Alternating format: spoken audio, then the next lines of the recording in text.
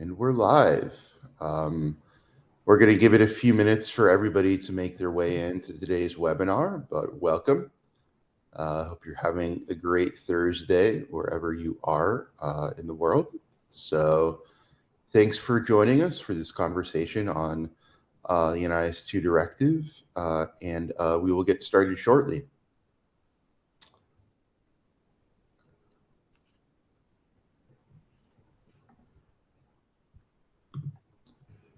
So again, we're just gonna give it a few minutes if you're just joining us. Really appreciate you being here. So just a few more seconds for folks to make their way in, and we'll get underway.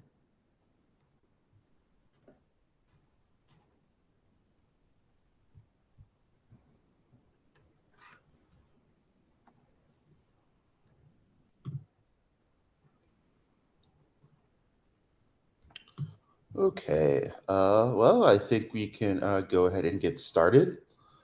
So, welcome. Hi, hello. Really excited that you've joined us for this webinar on the NIS2 Directive with a focus on software supply chain security, featuring Ganesh, a Senior Solutions Engineer at GlobalDots. My name is Andy Drukarev. I'm from FOSSA, and I'll be your host for today's discussion. Before I go over our agenda and introduce Nesh, I'd like to cover a few housekeeping points. First, we will try to answer any of your questions as they are submitted, but if we can't get to them, we will have time at the end for a Q&A. So please post any questions you may have in the questions section of your BrightTalk console. Next, this webinar is being recorded and will be sent out to you after the event. And we at FOSSA and the team at GlobalDots will be following up after the webinar to see if there's anything that we can do to support your organization on this topic. So now let's take a look at today's agenda. So as you see, the first part will review the directive, what it is, what organizations it impacts, what it requires. The second part will be a deeper dive on software supply chain security, which is one of the directive's focus areas, explain why it's an increasing priority for organizations and strategies and tools that can play important roles in strengthening supply chain security and ultimately enabling compliance with the directive. Finally, we'll close with a brief discussion on how FOSSA and GlobalDots can help organizations manage these supply chain security initiatives. Finally, before I hand things over to Nesh, a few words for folks who are not familiar with FOSSA. We provide technology that makes it much easier and more efficient for organizations to understand and control risk in the software they use, which is obviously an important part of securing the software supply chain. This includes identifying and remediating vulnerabilities in open source code, generating and importing software bill of materials, and identifying and complying with licenses in open source code. So with that, Nesh, really excited to hand things over to you for a quick introduction and kind of what folks get to know you a little bit. Great, thanks, Andy. So hey, I'm Nesh. I'm a solutions architect here at GlobalDots. I myself have been in the tech industry for about 18 years and 5 years as a self-confessed IT shaman for GlobalDots. And I gave myself that title because what we do is very odd or very unusual within the tech world, but we're actually going out constantly to look for new technology, think new emerging startups, particularly coming out of United States and Israel, and discovering that tech and then evangelizing to other people about it is what we do. So we're classic example to understand is everybody knows what Okta is now, but we're in the days when nobody had Okta. We used to go around and evangelize to people that this was this great tool that they needed for single sign-on, for example. But I wear 3 hats within GlobalDots, and those are FinOps, cloud protection, and web security. So the constantly sort of in the world of people looking to pass accreditation for various things like NIS2, ISO audits, SOC audits, things like that. and the tooling that comes around that. So it's sort of very much in my sphere of things that I'm doing on a daily basis and tooling around that. And then outside of the work life, my private obsession is biohacking. So if you ever see those crazy people jumping into ice baths every day, that's me basically in a nutshell. So that's that's us. GlobalDots, areas that we play. From top to bottom, we used to be a CDN and a WAF delivery company, reselling the likes of like Akamai and Cloudflare and all those guys. As the cloud expanded, we naturally took on all of the things with inside cloud infrastructure and all the hyperscalers, which led to providing technology for workload protection, app security, and then everything else that came after that, identity and access management and all these other things. So the GlobalDots as a company itself has been going for 20 years. And sort of from top to bottom, starting with CDN and web application firewalls on the front end of an application, right the way through the stack and the stack security and the open source parts and all that kind of stuff, right down to the database level and encryption and things like that. So wherever there's security in a stack, that's where we play essentially. And yeah, as I say, we're the technology hunters and innovators. We don't make any of that stuff. We just find the best people who make it and evangelize around the world and resell it. So not wedded to any one particular technology, and always keen for a new technology. So if you're in a startup land and you think you want to introduce a technology to GlobalDots for us to resell you, then please get in touch, basically. Thanks so much, Nesh, for that introduction and overview. And I think with that, we'll get into the meat of today's discussion, starting with this new directive. Obviously going to be a pretty big deal for a lot of companies in the European Union. Not the first version of this major cybersecurity law, but there are some changes with the original. And I'm wondering if you could walk us through what EU-based organizations can expect. Sure. I guess first of all, why do we need this? And if you're in the cyber community, most people would say they don't want this or need this because there's too many accreditations and various standards to adhere to anyway. But put quite simply, the original one is from May 2018, and to say that the attackers have moved on is an understatement at this point in time. So, there's new zero-day vulnerabilities and new ways to attack systems are coming out every day. So relying on a set of regulations that was provided in 2018 is just sort of woefully out of date. So in a nutshell, that's why it's here. It's to strengthen cybersecurity across the European Union. The key takeaway is that this is going to affect way more organizations than it used to.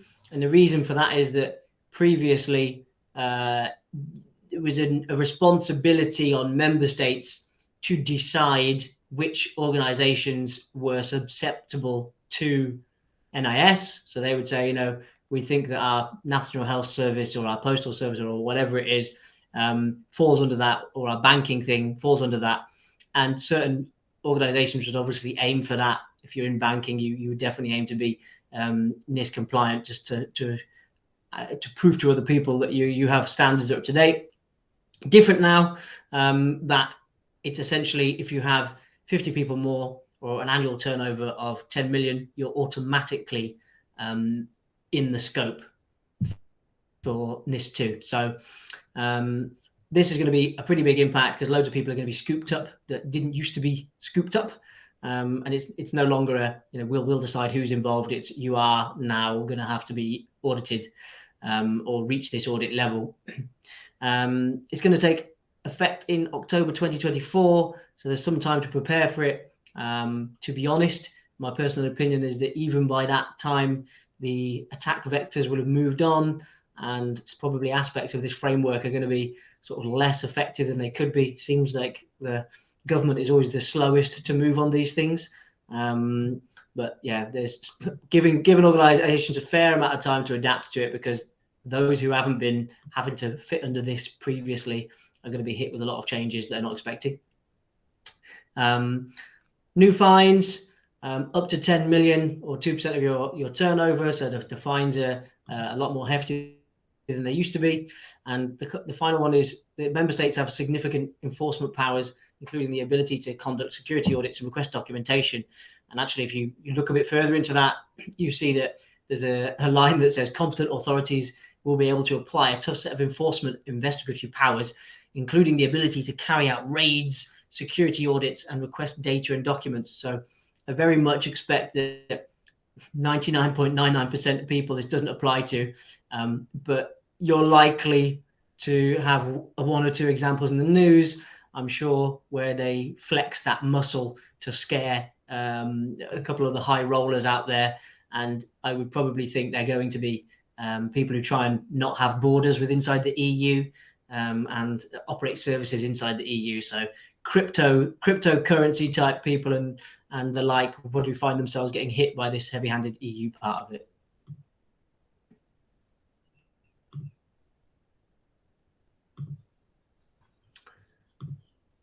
On the scope, yeah, the essential difference here is that we've moved away from an old terminology. They were sort of designated as operators of essential services and digital service providers, but now they've been switched into essential, which covers the energy, transport, banking, financial markets, and all those kind of things.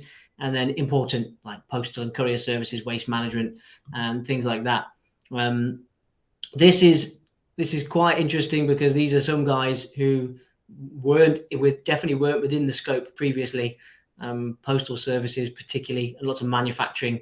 But I think we'll come into that a little bit later on, what that means for some of those people.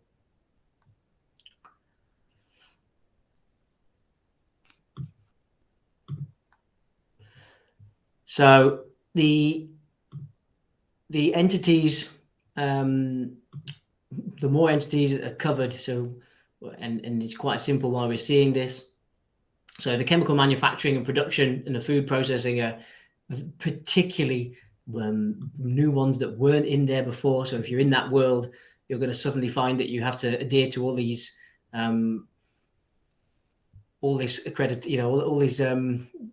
accreditation and the directives that are in NIS2. And essentially, it's because these guys are typically not so technically advanced, and you don't really think about IT security if you're thinking about food manufacturing or chemical production. And the simple reason for that is that these guys have been the biggest attacks of ransomware. So this was measured as in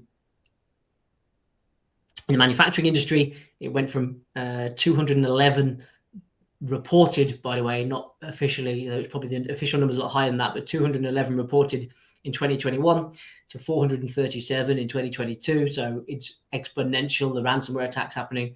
And the manufacturing plants particularly accounted for 70% of the 600 and so ransomware incidents, which was a 92% increase over the year before.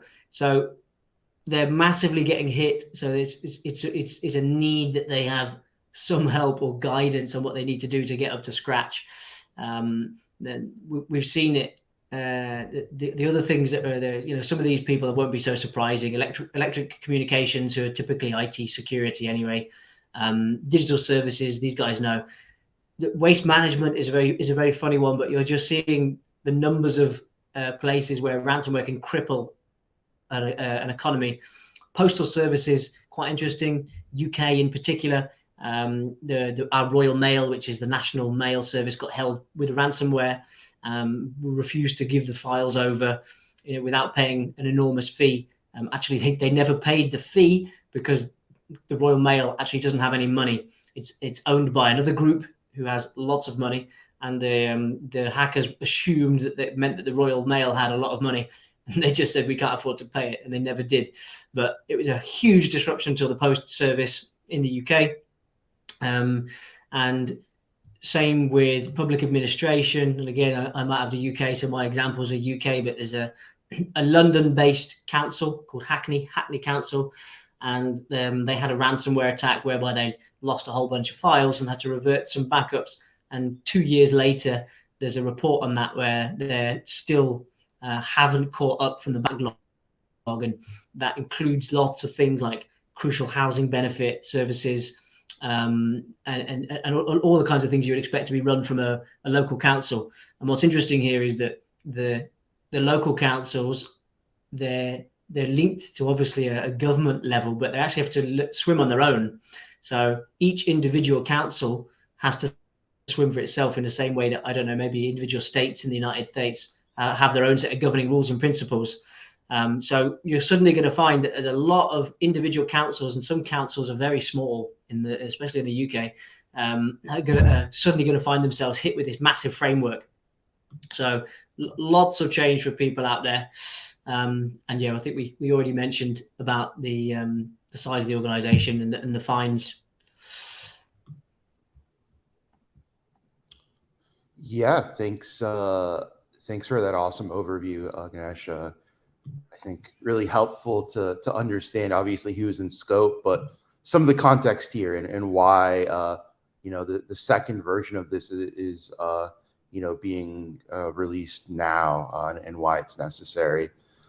So shifting gears slightly into what the directive actually requires, it's quite broad. And we pulled a quote from the actual text. So that's here. This is obviously a partial quote, but does give you a bit of a sense for sort of the ultimate objective of these risk management measures. And then when you look at the directive, it does outline 10 specific areas that risk management procedures should cover. I think there are some notable changes, especially in the incident handling category. And of course, on this list is supply chain security as well, and that's certainly going to be the focus of today's discussion. But with that, Nesh, wondering if you could sort of walk us through this, and then we can move on to the more specific discussion of supply chain security. Sure. Yes. So it is very broad. I mean, what they ask for is sort of so many industries and so many people to apply to give sort of individual advice is almost impossible, I would say, and it does leave it very broad and a little bit open to interpretation. But going through the list from top to bottom, so risk analysis and information system security. So this is at least analyzing what you have, and typically you put it in a risk register. So that's like the risk analysis part. So you say, even if you haven't done anything about risk X, Y, or Z, and that could be, software bill of materials, or that might be malware protection or something like that, because you can't afford it. The fact that you've recorded it and it's in a risk book is what they're looking for. So at least you know where you're not covered, basically. Incident handling. This is essentially to provide a paper trail. So, you know if something's happened in the past. It's the same reason why, if you have to use a plaster from the first aid kit in a warehousing job or some sort of manual labor type place, you have a register of everything that's gone wrong. So you can see how at the end of the year or the end of the month or whatever, you can see how many accidents you've gone through, X number of days since the last accident kind of thing, but in an IT security environment. So just having procedures to handle that. Business continuity, this one's fairly obvious. Have you got backups, basically, in a nutshell? There used to be, in the old days, there used to be 3 rules of computing, and that was backup, backup, and backup. People don't scream that mantra so much anymore because it's all in the cloud, but still, it's a big one and important. Supply chain security, which is kind of part of the focus of this webinar, definitely, and it's a big one that's missed generally. We'll talk about some of the whys and the wherefores of that, but it's essentially looking at every piece of software that your company might use, every piece of software that you might integrate, and then how are they built? How are their own pieces of software also built? And I like to think of it a little bit like the ingredients list on the side of a ready meal in a supermarket. You would never expect to pick up that and it not tell you how much sugar, fat, protein, or whatever is in there. You have to know what's in there, and then on top of that, you need to know what ingredients are in there. Does it have eggs, wheat, butter, fish, milk powder, whatever? This is really your like food bill of materials, and we're moving towards that in the software world. And it's fully expected that if you take a piece of software, you ought to know what it's built from, and not only that, but the bits that it's built from, you should also know what they're built from. So, if my ready meal contains butter, where's the butter come from? You can't just contain butter from nowhere.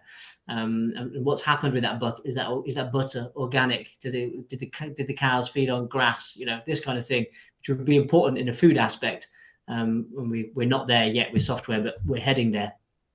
Network information systems acquisition, development and maintenance, including vulnerability handling and disclosure. Bit of a mouthful. What this basically means is that if you're going to buy something, have a procedure for analyzing it. If you're going to develop something, have a procedure for analyzing it. And if you're going to maintain something, have a procedure for that. So it's, you wouldn't expect to buy a car and never maintain it, never change the oil, never take it to the garage or something like that. It's asking you to apply the same principles. You wouldn't just buy a car without doing any investigation into it either. Just seeing a picture of the car and buying it. You'd want to test drive it. You'd want to have somebody say that a Ford is a particularly good brand and that they're reliable and whatever, and they're not full of malware. To mix my metaphors. Policies and procedures to assess the efficacy of risk management. What does this mean? It means if you have procedures in place for if all of your data gets lost, as in you need to use your backup, how good is your procedure to actually restore from backup, or how good is your business continuity plan? Which is quite funny because it's a procedure about a procedure, which is classic for something like NIS to have a procedure about a procedure. Basic cyber hygiene practices and cybersecurity training. So there are things that we would expect by now. Don't open emails from unknown people. All laptops should have some sort of antivirus or malware on them, things like that. These are just considered so basic now, but that some people aren't hitting that. So that's a broad stroke to cover that. Procedures for cryptography and encryption. Now everything should be encrypted at rest and in transit. It's why you have the little green padlock in the corner of your browser always. That ensures that you're not susceptible to man in the middle. It's why your WhatsApp always announces that end-to-end messages are encrypted. We live in an unsafe world full of bad guys, so everything should be encrypted one way or another. And if you're not using it, you should have at least have a procedure to explain why that is. But pushing towards that.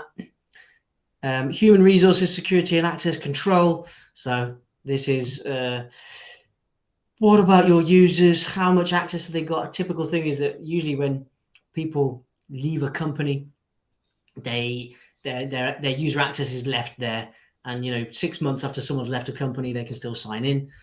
That's not great. And then MFA is the old favorite. Everybody knows what MFA is. It's the PIN when you log into banking, or the tap here button, which it should be government mandated as a requirement at this point in time, but pushing hard on that. Great. That's a wonderful overview. Like you mentioned, it is quite broad and there's a lot there, but appreciate you kind of demystifying some of that for us. At this point in the presentation, we're going to shift into the software supply chain security topic more narrowly. And I love the analogy of the food ingredients list to sort of understand, help us understand why this is a challenge where, if one of those ingredients, if the butter had spoiled, then the whole food item could be problematic, and you're going to want to steer clear. Software supply chain security is pretty similar, and it does certainly put a premium, I know, on understanding what all is in your software. And just wondering if you could speak a little bit more to that, as well as sort of what you've seen in recent years, the evolution of software supply chain threats. Sure. And yeah, the food one is an old classic, actually. I think I invented that idea. I don't know if anyone else uses it, but feel free to take that and push it forward. I like it. Yeah, the two major ones that we've seen in the last couple of years, Log4Shell or Log4j, as it was called, was a very common utilized ingredient in software, which, when it unraveled that there was a problem in that, it affected so many websites worldwide. It was one of these enormous explosions, and people have probably heard other things like this in the news over the years. And I can think Heartbleed was another one, Poodle was another one, Shell Shock was another one, and they come around every so often. That basically one of these ingredients inside your supply chain has gone bad. Interesting point. There are still some parts of, sometimes they're hard baked into hardware, and you can't patch things that are physical hardware where it's put in there. And for years, there were things that were had Heartbleed vulnerabilities inside the New York Stock Exchange until they changed all of these physical devices. So the other famous one was MageCart, which is short for Magento Shopping Cart, which is where the vulnerability was. And in that case, there was a weakness that meant you could take over the shopping cart and spy on the credit card details and have them pushed somewhere else. And it was famously happened to BA, British Airlines, and they stole something like 500,000 credit card details that way, one of many. And it's now called form scraping these days, or something like that. Is form jacking is the official name. But we see that happening quite a bit. And if you were using Magento, it's one of the most popular web shops, you were susceptible to that. And these are the threat to the supply chain is different than in the past, because where you might have attacked one website and tried to get in behind their credit card payment system and try and steal the details, if you find a way to breach Magento, suddenly you can hit all of the Magento people if they've left the same vulnerability open. So you've suddenly thrown open your attack surface. And it's the same like with the Log4Shell. Let's say if you find the weakness in there, anybody who's using that, you can suddenly get a way in. So your number of people to attack is huge. And yeah, it can come from anywhere. So just if you're thinking that it's good we've got these two examples, because it can come from either open source or off the shelf. And in this case, Log4Shell was an open source piece, and that affected everyone. And then MageCart is an off-the-shelf piece of the software. So it doesn't matter if you are building your own thing or buying something, you can get affected by something in the supply chain. And yeah, the quote of this is, NIS specifies that covered entities should be mindful of security-related aspects concerning the relationships between each entity and its direct suppliers or service providers. Basically, just know what you're using and have some way to track that, and also probably follow the news. But it's an interesting one for people, because how do they track that? Yeah.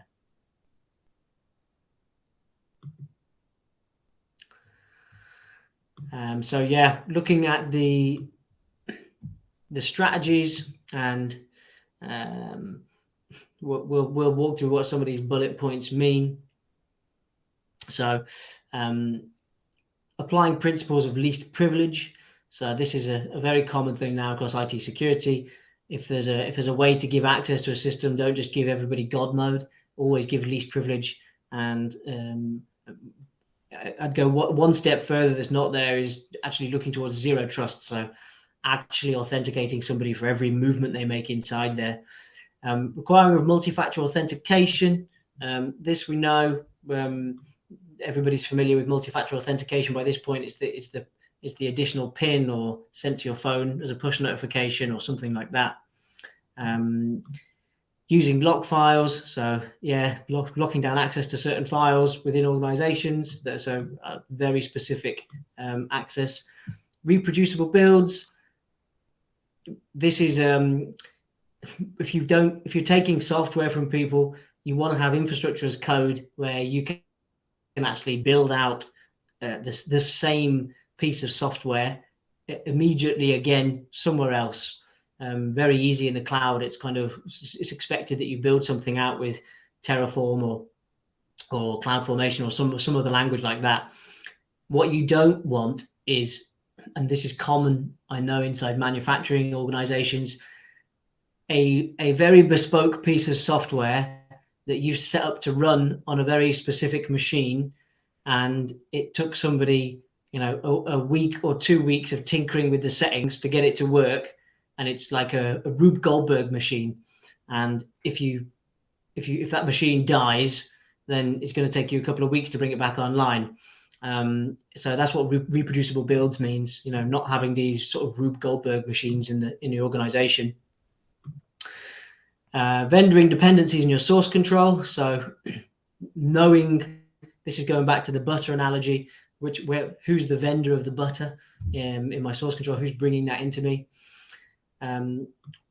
Reserving package name namespace to protect against any confusion. So don't have in your software supply chain, don't have one that's called butter with 2 T's and then one that's called butter with 1 T. This is it seems like an obvious one, but if you do have 2 supplies of butter, butter hyphen organic cows from Wales and butter hyphen non-organic cows from London, whatever. Give it something that makes sense. And then the last 2 points on here, your due diligence for software suppliers. Get an SBOM with every product, so the software bill of materials. So this is exactly what we're talking about there, the ingredients list. And consider creating a checklist form to assess your vendor security practices. And this is where if everybody is NIS2, you can just say, I've got my NIS2 badge, which means I've met a standard, which is kind of what the ISO and the SOC audits are for as well. But if they don't have that, you should at least have some basic form to say, please tell me you use antivirus and XYZ, yeah, so what's going on with your suppliers, basically, rather than just letting any old cowboy into you. So they ask for a lot. What can you do to help this? What are the tools? So software composition analysis. So this is looking through all of your open source, which is an enormous amount of what makes up any application, pulling back through all those open source and telling you what it composes of. The SBOM tools. So these are the tools to generate the software bill of materials.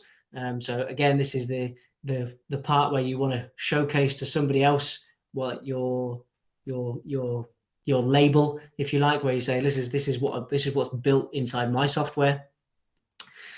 SAST. So this is the security application testing. So this is people are probably very familiar with Sneak. They would be like the market leader in that. But actually, testing your code for security, running basic tests, static tests, and then dynamic tests, which you can think of as what a pen tester would do. So trying to force your application using many different variables, typically from the outside in. So static being the code that you build, testing that, and then dynamic is once you've built the code, how can you attack it from the outside in. Some more tools continued, and then this is really I would have to say,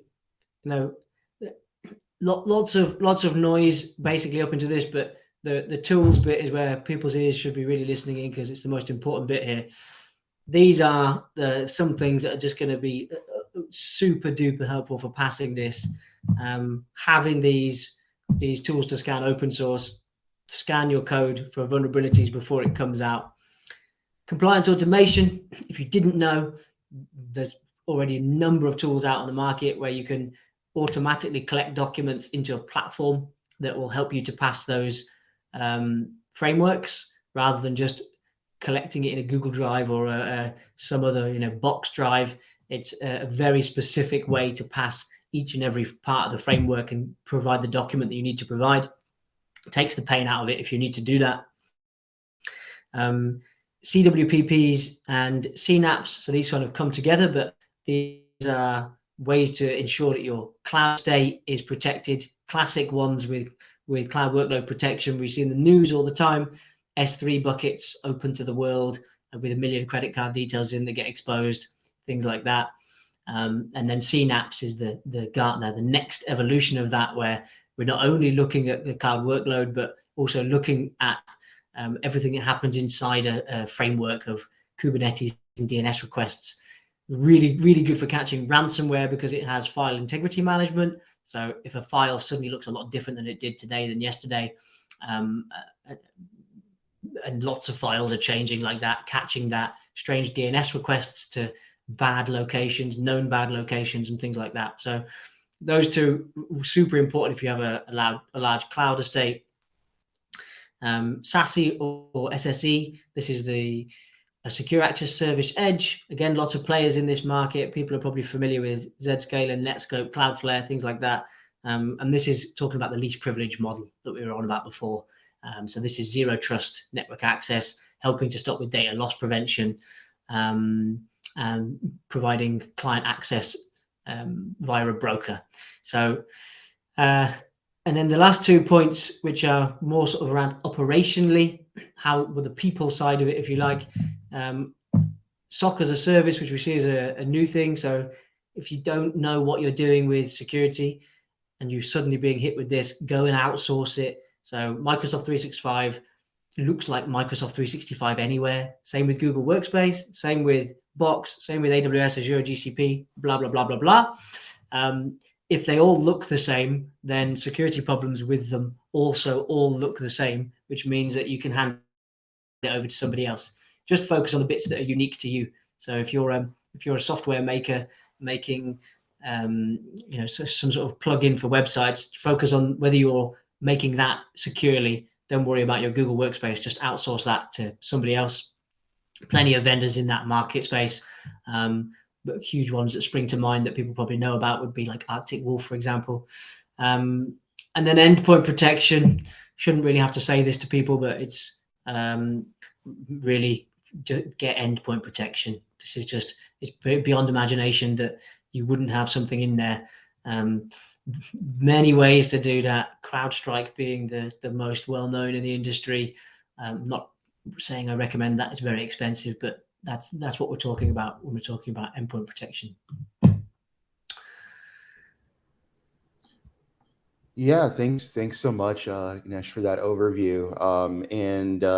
I think at this point, we just wanted to say a few more words about the role that FOSSA and GlobalDots can play in enabling this compliance. And I'll start with FOSSA's part of it, where as I mentioned in the introduction, we do have several tools that are pretty relevant to supporting software supply chain security initiatives. So we have a software composition analysis tool that's going to help you make sure you're on top of the open source you're using, along with supporting remediation of known vulnerabilities in your code and prioritization to make sure you're starting with the highest risk of vulnerabilities and working down from there. And then a big focus is on SBOM. And this sort of sticking with the food ingredient list theme, automating this is pretty much essential in today's day and age. And so, you can use our SBOM solution to generate SBOMs in a range of formats.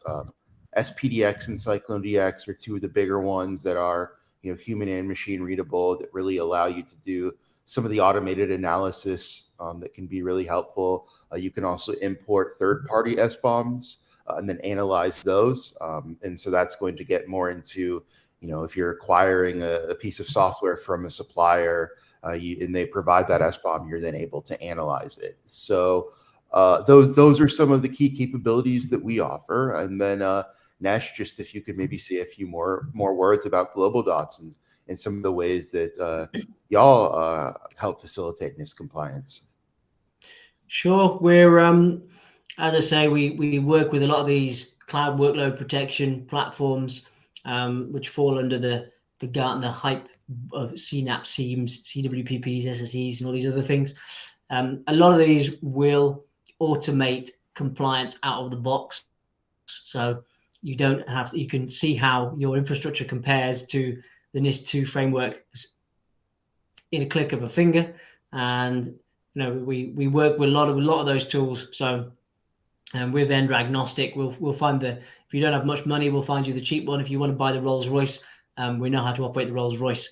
So we can offer that for you. And yeah, we, again, with the compliance checks, if you rather than having that as a manual process where you're going out to fill this framework, just know that there are tools out there that exist that you can go and put all of the information you need into an online vault and then provide that to an auditor. So it's just going to reduce your pain enormously.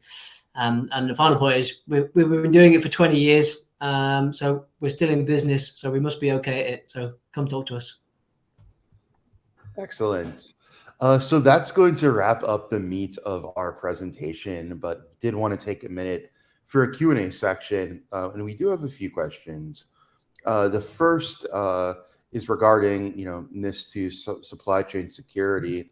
It's would OpenChain's ISO IEC 18974:2023, which is the document called OpenChain Security Assurance Specification, be a pretty good starting point to comply? Yes, is the short answer. So there are a lot of these enormous overlap between what a particular ISO audit would require of you as would an existing NIS framework or a SOC or something like that. So you can compare and contrast what's available or what's required across different frameworks, and you'll find that actually, I don't know about that particular one, but let's say, for example, another ISO audit, you would probably find that you are 75% covered for NIS2 just by doing that. But again, you can either find a piece of software that does that for you or just find comparisons online. Great. And the next question, as a supplier, if you're ISO 27001 certified, is there a certain gap to the NIS requirements which you need to fulfill on top of the ISO requirements to meet them? Yes, basically ISO 27001 is weaker than NIS requirements. And again, same as the previous answer, basically, if you go online, you can find ISO 27001 versus NIS2 requirements, and you'll see where the overlap is and the bits you're missing. But ISO 27001 is definitely a weaker certification. Let's put it that way. Great. Last question, and would be, I guess, sort of where to start would be the question. If you're a company and you have a lot of the tools in place, what is the first step that you would recommend organizations take to make sure they are compliant with the new regulations in this directive? Yeah, the number one thing I would probably say is you need a person for that.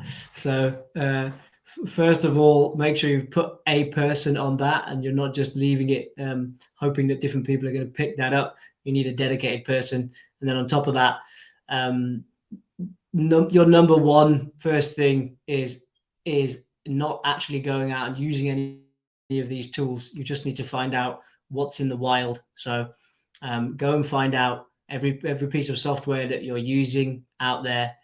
Go and find out who all your vendors are, and all those kind of things. Because what you'll quickly find is actually a lot of the times nobody has the answer to that. You'll suddenly find that you don't know.